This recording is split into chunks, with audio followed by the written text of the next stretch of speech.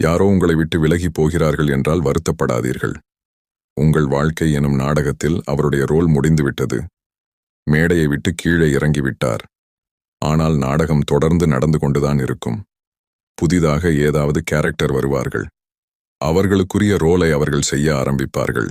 இது ஒரு முடிவில்லாத தொடர்கதை. நம் கர்ம வினைகள், நம் எண்ணங்களுக்கு ஏற்ப உறவுகள், நட்புகள் கிடைக்கும். இன்பமோ துன்பமோ எது விதிக்கப்பட்டதோ அதை வந்தவர்கள் நமக்கு பரிசாக கொடுத்துவிட்டு மேடையை விட்டு இறங்கி விடுவார்கள்.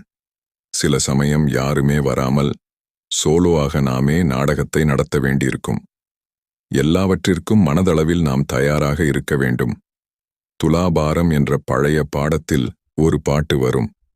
ஆடுவது நாடகம், ஆளுக்கொரு பாத்திரம், இறைவனுக்கு என்ன வேஷமோ, ஆடும் வரை ஆடுவான், மூடுதிரை போடுவான், மேடை அவன் மேடையல்லவோ. இது நிதர்சனம்.